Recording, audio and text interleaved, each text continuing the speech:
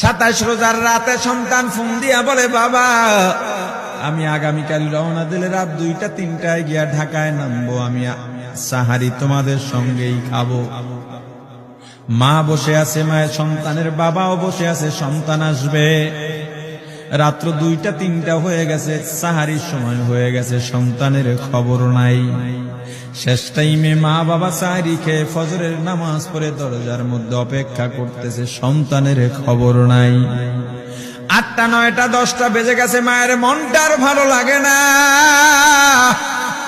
স্বামীকে ডেকে বলে, স্বামীরে আমার সন্তান কই, আমার মনটা ভালো লাগে না, একটা ফোন লাগাও। স্বামী ডাক দিয়া বলে, চিন্তা করো না, ঈদের সময় যানজট থাকতে পারে, চলে আসবে। কিছুক্ষণ পর বাবার মনটাও ভালো লাগে না, বাইরে নেমে পায়চারি করতেছে। হঠাৎ করে একটা ফোন চলে আসছে। সন্তানের ফোন দেখে বাবার সে কি আনন্দ। ফোন রিসিভ করে যখনই সালাম দিল, অপর প্রান্ত থেকে সালামের উত্তরে সন্তানের কণ্ঠ পাওয়া যায় না। বাবা ডেকে বললেন, বাবা তুমি কে? এটা তো আমার সন্তানের কণ্ঠ নয়, তবে মোবাইলটা আমার সন্তানের। ওপার থেকে ডাক দেয়া বলে, আপনি কি এই লোকে, এই মোবাইলওয়ালার বাবা? বলে, হ্যাঁ। আপনি এখনো বাড়িতে কি করেন? আপনার যেই সন্তান ঢাকা থেকে গাড়ি নিয়া 2500-এর দিকে রওনা দিয়েছিল, ওই গাড়িটা 2500 পৌঁছতে পারে নাই। পথিমধ্যে সংঘর্ষে রাস্তার মধ্যেই অনেকগুলো মানুষ মারা গেছে, অনেক যুবকও তার মধ্যে আছে। রাস্তার পাশে সাদা কাপড় দিয়া ঢাকা। দেখেন আপনার সন্তান এই লাশের মধ্যে আছে কিনা। মোবাইলটা আমি রাস্তার পাশে পড়ে পাইলাম। বাবা পাগলের মতো একটা দৌড় দিছে। মা মনে করছে সন্তান বুঝি কাছাকাছি চলে আসছে। অন্যান্য সন্তানদের ডাক দেয়া বলে, তোরা কে, কোথায়, এদিকে আয়, তোদের ভাই বুঝি কাছাকাছি আসছে। আমার কলিজার টুকরা সন্তান, তোর বাবা যে আগায় আনতে গেছে, তাড়াতাড়ি নতুন চাদর বিছা, বালিশের কভার গুলো খুলে নতুন কভার লাগা, পানি গরম বসা, আমার সন্তান এসে গোসল করবে।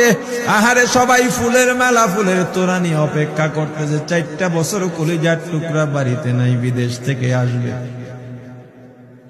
বাবা স্পটে গিয়া দেখেন অনেকগুলো লাশ সাদা কাপড় দিয়া ঢাকা।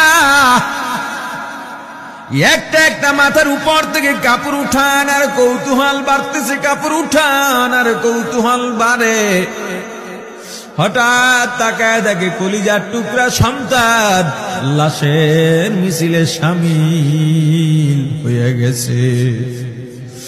বাবা সন্তানকে ধরে কাঁদেন আর বলেন, বাবা এত আদর আপ্যায়ন তোর জন্য, এত প্রস্তুতি রে বাবা।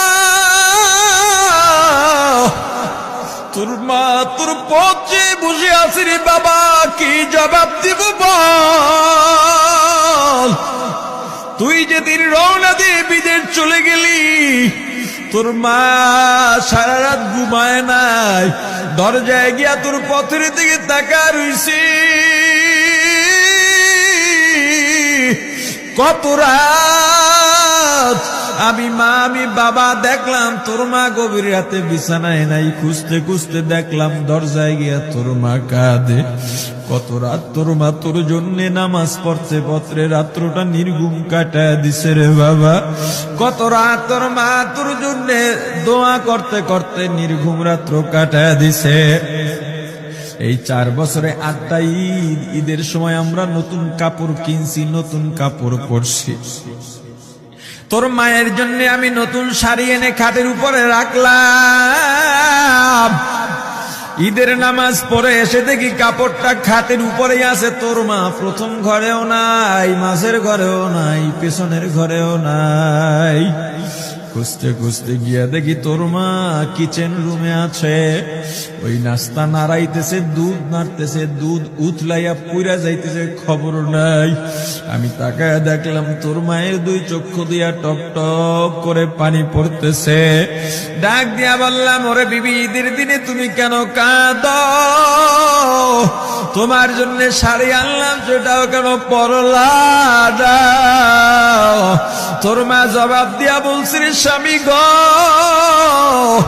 আপনারা যখন নামাজের জন্য রওনা দিয়া গেলেন, আমার অমুক সন্তান আপনার সঙ্গে যায় নামাজ দিয়া নতুন পোশাক পরে নামাজে রওনা দিয়েছে, কত সুন্দর লাগছে দেখতে।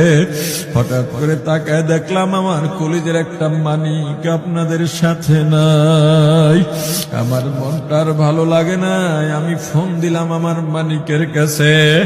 ফোন রিসিভ করে বলে, মা নাস্তা বানাইছি, খাইছি, এখনো ছুটিতে আছি, আনন্দ করতেছি, ঘোরাফেরা করতেছি, কিন্তু আমি মায়ের মন। আমি বললাম, বাবা তুই আমাকে পেটে ধরিস নাই, আমি তোকে পেটে ধরছি। আমাকে খুশি রাখার জন্য কত কথাই না বললি, ঈদের টাকা পাঠাইলি, তোর টাকা দিয়া তোর বাবা জামা কিনছে, তোর ভাইরা জামা কাপড় কিনছে, তোর টাকা দিয়ে পরিশ্রমের টাকা দিয়ে আমার শাড়ি কিনছে, গহনা কিনছে, কিন্তু তোর পাশে আমি হাতুড়ের বাড়ির শব্দ কেন পাই? আমার সন্তান বলতে চায় না, পরে বলে, মাগো কাজ করতে আসছি, টাকা নিয়ে কাজ করি, ঈদের দিনেও আমাদের ছুটি দেয় না। ওরে স্বামী বলে, ঈদের দিনেও যেই সন্তান কাজ করে, এই শ্রমের টাকার শাড়ি আমি মা কেমনে পরব রে? ওরে বাবা, আজকে তুই আসবি, খবর শুনে তোর মা এক সপ্তাহ আগের থেকে ঘুমায় না, তোর জন্য কত রঙের পিঠা বানাইছি, তোর জন্য কত আয়োজন, আমি তোর মাকে কি বলবো বাবা বল। বাবা সন্তানের লাশ অ্যাম্বুলেন্সে উঠে বাড়ির দিকে রওনা দিছে। আহারে বাড়ির কাছাকাছি আসছে, এদিকে মা দরজায় গিয়ে অপেক্ষা করতেছে, গাছের আড়াল দিয়া পথের দিকে তাকায় আছেন। দেখেন একটা গাড়ি আসতেছে, মায়ের সে কি আনন্দ, বাড়ির মধ্যে দৌড় দিছে, তোরা কই তাড়াতাড়ি আয়, ফুলের মালাগুলা নিয়ে আয়, গাড়ি এসে পড়ছে। বাড়ির দরজা দিয়ে যখন অ্যাম্বুলেন্সের হরেন দিয়া ঢুকতেছে, হুইসেল দিয়া ঢুকতেছে, মা একটা চিৎকার দিছে, ওরে এই মরণ গাড়ি আবার বাড়ি কেন, কার কপাল পুরুষে?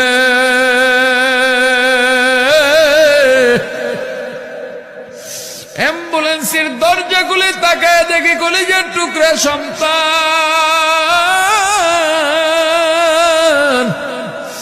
এমন ঘুমাইছে, আর জীবনেও উঠবে না।